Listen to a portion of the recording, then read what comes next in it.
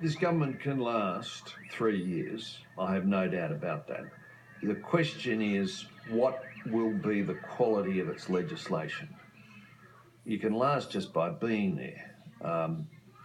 The question is, what will it be able to do?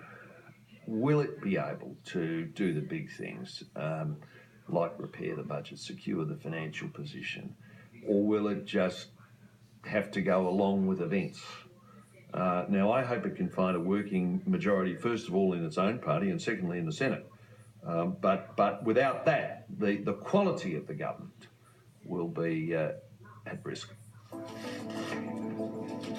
I, Malcolm Bligh Turnbull, do swear that I will well and truly serve the people of Australia in the office of Prime Minister. Turnbull's ability to handle the risks ahead depends first and foremost on the loyalty of every colleague on his own side. Our demise, if there's such thing, can only be brought about by ourselves.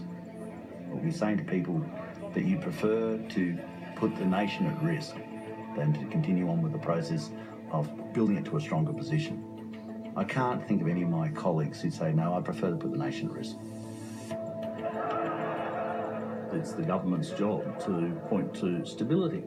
But there are a couple of inevitabilities, almost inevitabilities, including death and defection. I mean, no one can say, with a majority as slender as that someone isn't going to die, and on the law of averages, that happens. And the other thing to take into account is that members of parliament are most likely to be most bolshy when there is such a slender majority. I mean, that's how they can throw their weight around.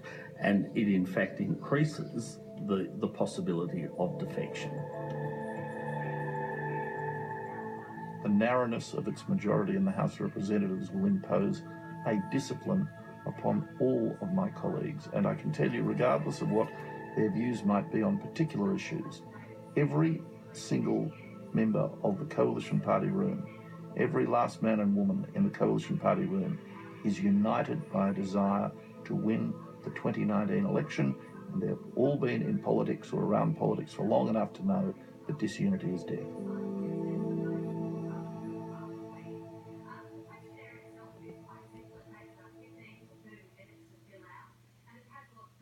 It's true that disunity is death, just ask Tony Abbott. But can the dead rise again like John Howard, Lazarus with a triple bypass? Watch this space. Next week, the dairy farm.